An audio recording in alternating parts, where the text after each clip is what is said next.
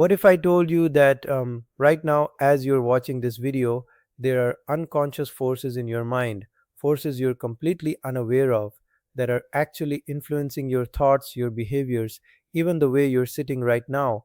Well, that's exactly what the psychodynamic perspective in psychology suggests. And today we're exploring this fascinating school of thought that honestly revolutionized how we think about the human mind. So, the psychodynamic perspective, and I should mention, this is sometimes called psychoanalytic psychology. This emerged in the late 1800s and early 1900s. And when I say emerged, I mean it literally burst onto the scene thanks to one man, Sigmund Freud.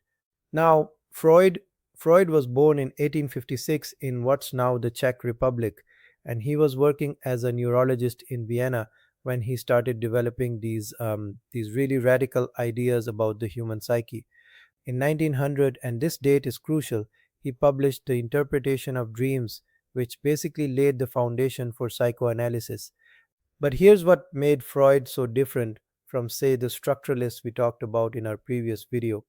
While Wilhelm Wundt and his followers were trying to break consciousness down into its basic elements, Freud was saying, hey, wait a minute, consciousness, that's just the tip of the iceberg.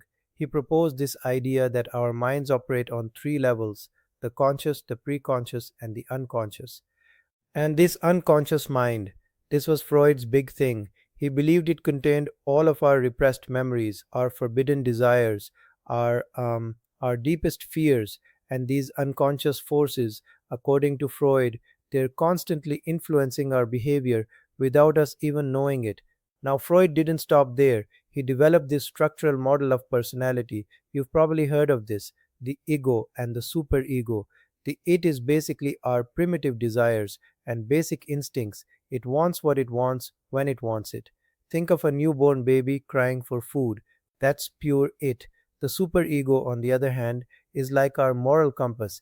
It's constantly telling us what's right and wrong. And then there's the ego, stuck in the middle, trying to uh, trying to balance these two forces while also dealing with reality. But here's where it gets really interesting. Freud believed that most of our psychological problems stem from conflicts between these three parts of our personality.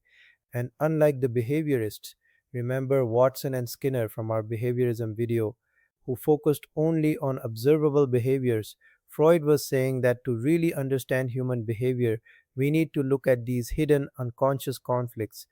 Freud also gave us concepts like defense mechanisms, repression, projection, rationalization. These are all ways our ego protects us from anxiety. And his theory of psychosexual development, where he argued that our personality is largely formed during childhood through these different stages. Now, I have to be honest here, and this is important. Much of Freud's work was based on case studies rather than controlled experiments. His famous cases like Anna O and Little Hans, these were detailed observations, but they weren't the kind of rigorous scientific studies we expect today. And that brings us to one of the major criticisms of psychoanalysis. Many of Freud's theories are difficult to test scientifically. How do you measure the unconscious? How do you prove that someone has an Oedipal complex? These are questions that later psychologists would struggle with. But here's the thing: even though many of Freud's specific ideas have been challenged or revised, his core insight about the importance of unconscious processes, that's had lasting impact. And this brings us to the Neo-Freudians. These were psychologists who built on Freud's foundation but took it in new directions. Carl Jung, for instance. He was initially a close colleague of Freud's, but Jung developed his own analytical psychology. He introduced concepts like the collective unconscious and psychological types. Jung published his major work, Psychological Types, in 1921, and his ideas about introversion and extroversion, they're still used in personality psychology today. Then there's Alfred Adler. Adler broke away from Freud around 1911 and developed what he called individual psychology. While Freud focused on sexual drives, Adler emphasized the will to power and the importance of social factors in personality development. And Karen Horney, she was one of the first prominent female psychoanalysts. She challenged Freud's ideas about female psychology and emphasized cultural and social factors over biological ones. Her book, The neurotic personality of our time came out in 1937 and really pushed the field in new directions. So, where does this leave us today? Well, while traditional psychoanalysis isn't as dominant as it once was, the psychodynamic perspective has evolved. Modern psychodynamic therapy, based on research by people like Peter Fonagy at University College London, incorporates insights from attachment theory and neuroscience. And you know what's really fascinating? Recent neuroscience research is actually providing some support for Freudian concepts. Studies using brain imaging have shown that unconscious processing does influence our behavior, just maybe not in exactly the ways Freud predicted. So, so, what's the takeaway here?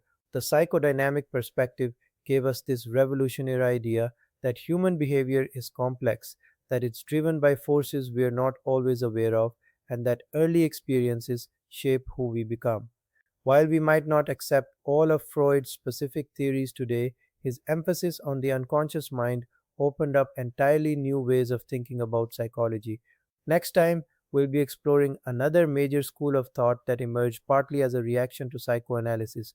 So make sure to subscribe and hit that notification bell and let me know in the comments. Do you think unconscious forces influence your daily behavior? I'm curious to hear your thoughts. Thanks for watching. Take care.